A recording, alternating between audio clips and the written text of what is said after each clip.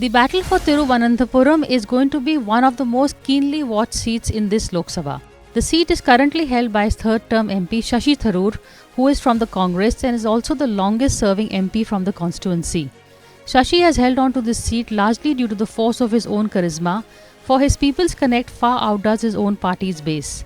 This election was considered a walkover for the Congress-led UDF coalition until the BJP introduced a high-profile candidate in Union Minister Rajiv Chandrasekhar, who has the reputation of being a doer and someone who delivers. The two check somewhat the same boxes, as both belong to the Nair community, both are professionals turned parliamentarians and appeal to a similar middle-class professional and youth base. Chandrasekhar's task is not easy, however, for the BJP's vote share in the state is around 30 to 31% at best. The party does not have a single MP from the state, and his candidature was announced only on 3rd March. But in that short span of time, Rajiv has infused energy and buzz around the BJP's campaign. Can Rajiv Chandrasekhar, the BJP candidate from Thiruvanthapuram, open the BJP's account in the state of Kerala and deliver the constituency to his party? It's not going to be an easy task for him. As I said, the BJP doesn't have a single MP from Kerala. Its vote share at best is about 30 to 31% in this constituency. In fact, it was at the very last minute that Prime Minister Modi sprung a surprise and announced the name of this very high-profile Union Minister to campaign from the state. At the very least, it has of course created a buzz in the state. It has injected life into a campaign that people thought was a walkover for Shashi Tharoor, who is the 3-term sitting MP from the state. Having said that, Rajiv Chandrasekhar has been in the ground for the last month, ever since his name was announced. He's been meeting people, reaching across communities and various sections of the population, from youth to middle class to the fishermen, listening to them, talking to them, promising them Modi ki guarantee, what the centre can do. In fact, the campaign slogan from the BJP is, if you elect Rajiv, you elect a minister in the government, in the union government. But if you elect Shashi Tharoor, at best you will get is an opposition MP. Rajiv also talks about all that the Prime Minister has done. In fact, he says that the Modi ka 400 sarkar mein, I want, ab ki baar 400 sarkar mein, I want Thiruvanthapuram to be one of those seats in the 400 seats that will be counted by Modi. On a lighter note, the buzz is that most of the candidates refuse to stand against Tharoor, saying that the women versus men ratio in the state is over 50% in favour of the former, which leaves the rest only 40% of the vote share to contest from. Joanna? Yes. Did you meet Shashi Tharoor and Rajiv Chandrasekhar? Yes. Yes. Which one do you like? Shashi Tharoor. Shashi Tharoor. So you will vote for Shashi Tharoor when you grow up? Yes. What did you like about him? I like about him, no. There is a third candidate in the fray, the CPI's Panyan Ravindran, him of the curly locks. Ravindran represents the United Left, the LDF. The 78-year-old former state secretary has the backing of the state's CPM government and has a certain committed vote share. But the communists have been slipping in the last 2 Lok Sabha elections, with the BJP coming second. There is also a third candidate in the fray. He's not as high profile as the other two, but he is a player nonetheless. I am talking about the CPI's candidate, Panyan Ravindran. In fact, Setu, what is the reason why we don't see him campaigning so much? Does he have a particular block of vote that he is counting on? How does the caste system work over here? Madam यहाँ basically क्या है, जो major cast है SNDP, ये इरावा community है, इनका जो vote है पक्का लेफ्ट को ही जाते हैं, ठीक है, तो उनका कोई इशू नहीं है, वो कास्टिज्म इतना स्ट्रॉन्ग है और वो पूरे लेफ्ट को ही सपोर्ट करते हैं और किसी को करता ही नहीं है. In fact, with Amethi having crumbled and Raebareli seeing a non-Sonia Gandhi contest, this is counted as one of the few legacy seats remaining with the Congress. Though the legacy here is 3 elections old, and it only began when Shashi Tharoor jumped in the fray. Their memories are short, because the fact is, not only did I do a lot when I was a minister, but I've continued doing a lot for a lot of people, even despite not being a minister, because fortunately I do continue to have some decent relations and influence in the government, both at the ministerial level and with the bureaucracy. And a lot of them have issues involving our embassies abroad or things like that, where somebody who can help them has helped them. That's namely me. So I do find it, somewhat more, shall we say, self-indulgent on their part to think that, they'll gain a minister this time, because there's also another miscalculation there. which is the BJP isn't coming back to power, and therefore they're not going to be forming the ministry. So whether they vote for this gentleman to be a minister or not, I'm not sure they're going to be getting one.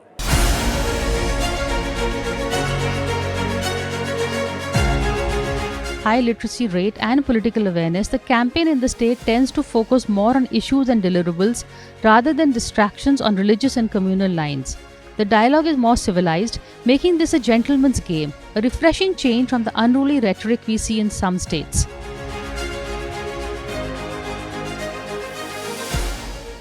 Here, each candidate is invited to address town halls and answer questions by a very engaged audience. While Ravindran has stayed away from these events, both Shashi and Rajiv are seen doing the rounds. Some of these organized by Christian, Muslim, Hindu groups as well as the Nair and fishing communities. It is reassuring to see a BJP candidate at church get-togethers and local iftars. So we are here in Trivandrum in the middle of the election campaign, which is really the big fight of these elections. Shashi Tharoor is pitted against BJP's Rajiv Chandrasekhar. But what is very interesting about this campaign is, or rather the campaign in Trivandrum, what I found very interesting is that the leaders, both the contestant and the sitting MP, are actually meeting at various forums. They are ready to debate. There is discussion, and the debate is on professional points. It is on issue. It doesn't get personal. It's regarding work, is regarding the track record of Shashi Tharoor, who is a 3-term MP, versus what Rajiv Chandrasekhar, who is the outsider, or rather he will hate the word outsider, but he is the one, the challenger who is coming in, is going to be promising for the people of Trivandrum. So at one side, Shashi Tharoor says Rajiv's an outsider. What will he do? As IT minister, he hasn't done much for Trivandrum. Now suddenly, what will he do? On the other hand, Rajiv laughs and says, why are they talking about my track record when it is the track record of the sitting MP that should be discussed? What has Shashi done in the last 15 years? Then he goes on to what he is promising. Shashi talks about what he has delivered. At the end of the day, the tone is very dignified, statesman-like. There is the tone of debate, which is interesting because also in another sense, both Rajiv and Shashi check the same boxes. Both are professionals. Both are global faces who have also local faces, have a local connect here. Both understand media savvy. They're very adept on social media.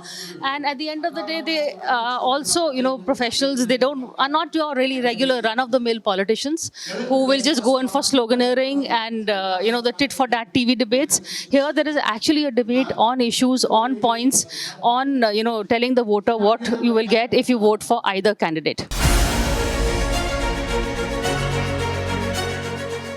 So I have with me Rajiv Chandrasekhar. He is the challenger to Shashi Tharoor's 3-term MPship. Mr. Chandrasekhar, first of all, congratulations on this candidate and the fact that you seem to be making a difference even though it's just a month. There is a buzz that is being created which wasn't there from earlier BJP candidates. No, I think, the fact of the matter is these elections always are a referendum on the performance of a government or a performance of an MP if he's a sitting MP. And it is clear that Thirvananthapuram for the last 10-15 years has been stuck in a time warp. And really there is very little evidence of any progress. There has been no investment at all of any kind. Youth, 37% of the undergraduate seats are vacant in Kerala. And so therefore, I came in from day one on the 4th of evening when I came into Thirvananthapuram. I came in and campaigned on a plank of Purogati and Vikasanam, which means prosperity and development. I talked about skilling, I talked about investments, jobs, and certainly it is something that everybody wants. People don't want the same status quo that they have experienced for the last 15 years, and therefore I think the message is a message, and the intention of what I intend to do in terms of change is certainly what people are responding to very strongly. But were you surprised when you were given the candidature, or were you expecting it? I was asked last year whether I preferred Rajya Sabha or Lok Sabha, and I had said Lok Sabha, and then earlier...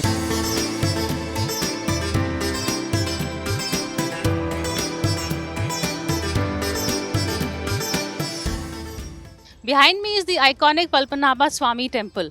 In fact, what I found very interesting about the election rhetoric over here is that minority talk or appeasement or, barbs against one community is not really part of the campaign rhetoric. All the three candidates, whether from the left, the UDF or the BJP, are trying to woo all the communities. In fact, we have Shashi Tharoor, of course, for whom the Christian vote becomes very organically because the Congress has been seen as a so-called secular party. Recently, recently the Latin Church has also issued a statement saying vote for those who protect the constitution. That is being read as a vote in favor of the Congress or the UDF candidate where Shashi Tharoor is contesting from. However, the BJP of late has also been reaching out to the Christian vote, whether it's Christmas cards or Christmas greetings. Workers have been reaching out. Rajiv Chandrasekhar himself doesn't come across as a hardcore Hindutva candidate. He's also been going. They've all been attending iftar parties, church get-togethers, and visiting temples. So in that sense, it's a refreshing change. Campaign is really being fought on issues. We've seen forums, as we showed you, where all three candidates come together for discussion. Unfortunately, the left candidate, CPI's candidate, is not really coming and making a presence felt. The other two are. Both are articulate, good debaters. So it's a campaign that is very interesting to cover and refreshing also, because at the end of the day, it is the issues that matter, and that's what the campaigns should be contested on. The BJP is taking this election very seriously. In fact, Rajiv Chandrasekhar makes it a point to talk on issues and deliverables rather than get into the rhetoric of caste or religion. His supporters are also heard telling the voters that if they vote for the BJP candidate, they will be voting for a union minister in the next government. But if they elect Shashi Tharoor, then all they will get is an opposition MP.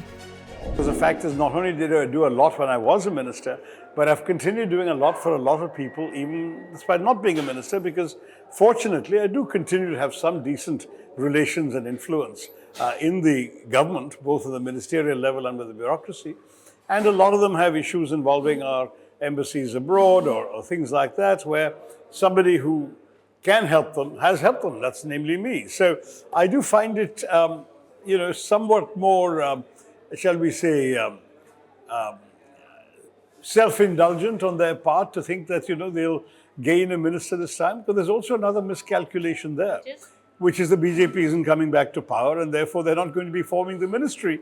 So whether they vote for this gentleman to be a minister or not, I'm not sure they're going to be getting one. I came in from day one on the 4th of evening when I came into Thirvananthapuram. I came in and campaigned on a plank of Purogati and Vikasanam, which means prosperity and development. I talked about skilling, I talked about investments, jobs, and certainly it is something that everybody wants. People don't want the same status quo that they have experienced for the last 15 years. Shashi then goes on to play the outsider card against Rajiv and asks what has the BJP done for the people of his constituency. As Shashi points out, Rajiv has been the Union Minister of IT for 2.5 years, but as he says, he hasn't done very much for the state of Kerala or for the constituency of Thirvananthapuram. Rajiv counters this by asking, shouldn't this election be fought on the track record of the sitting MP instead of someone who is challenging him? But Tharoor says the BJP hasn't really kept its promises to Kerala, has it? An outsider to the traditional politics that the Congress, the UDF and the LDF have done for the last 50 years in Kerala. They have played a nice little jugalbandi for 50 years and fooled the people of Kerala for far too long. So I admit that I'm an outsider to their brand of politics, but certainly I have said this even when Pinarayi Vijayan was accusing me of being of a communal person. I said I am more Malayali than Pinarayi is, certainly more Malayali than both the players, or equally Malayali as both the other candidates. So I think that is a bit of a foolish argument, and certainly for the Congress, who had foisted Sonia Gandhi as their president for years and had taken Manmohan Singh and made him get elected from Assam, and now Rahul Gandhi is imported from UP to Wayanad. For them to talk about outsiders is a bit too much, in my opinion, even for the most thick-skinned Congress diehard. That is a little too much. It's taking irony and killing it, and then talking about outsiders. He's making all sorts of. He's been IT minister for 2.5 years. He says this is the oldest techno park in India. Nothing has been done there. What could he have done? Couldn't he have done something? I mean, after all, what is the job of? When I was minister of HRD for just 1 year, 1 year and 3 months, I brought a significant number of educational offices to Trivandrum. I brought the regional center of the CBSE, the regional center of the AICT. I brought two other, the regional center of the Kendra Vidyalaya. And the reason I did all this is because these were needed in this region, in this part of India. There was no office for these things.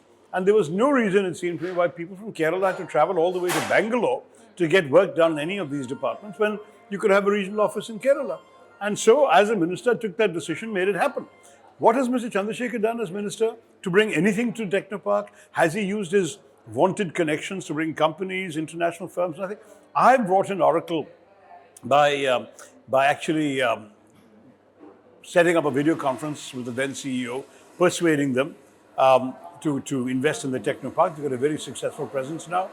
I spoke to Nissan's governing body. There were a few French mother tongue members to make a decision. I was tipped off that they would appreciate a pitch on Trivandrum in French, which I did, and that helped make the favorable decision.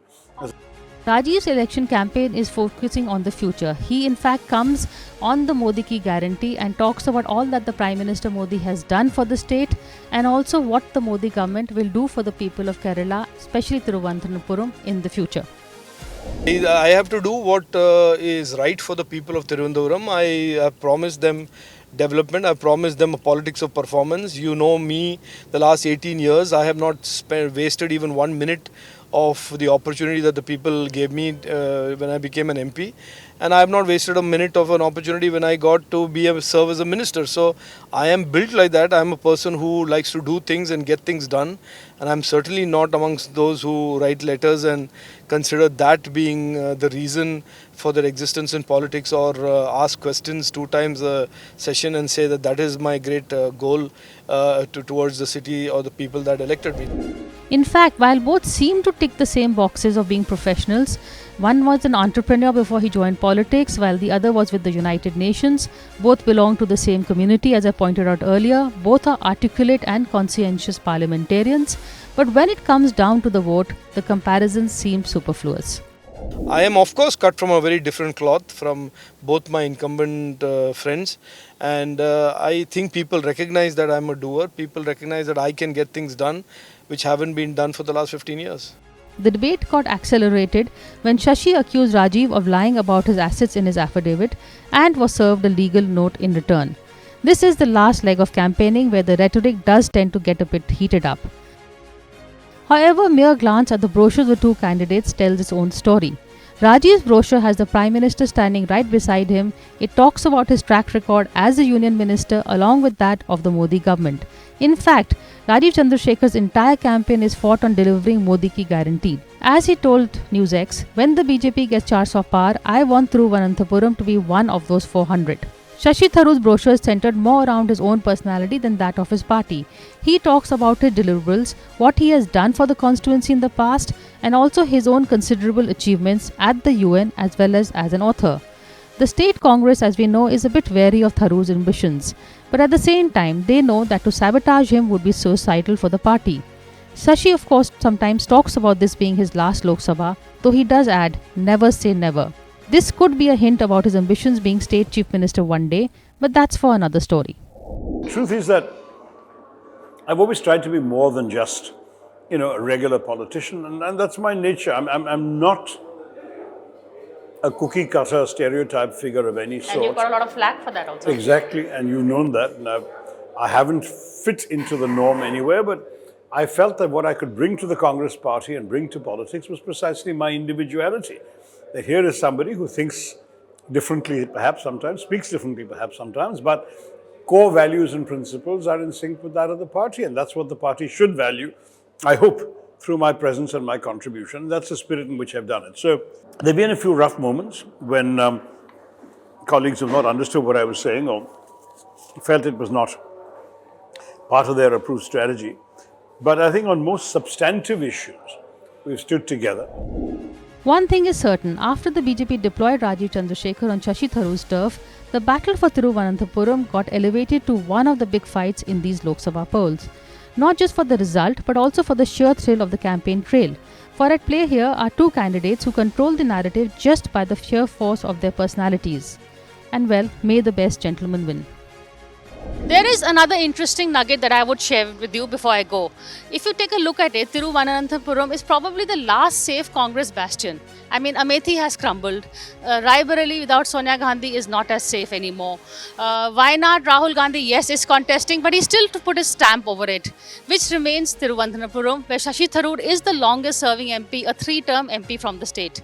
The legacy here, as I've told you before, is more Shashi Tharoor-esque than rather Congress parties.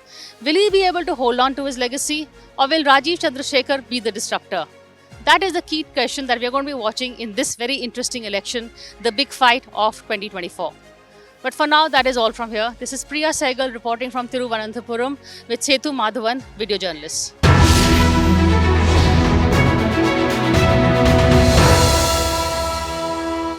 For more such videos, subscribe to the NewsX YouTube channel, hit the bell icon.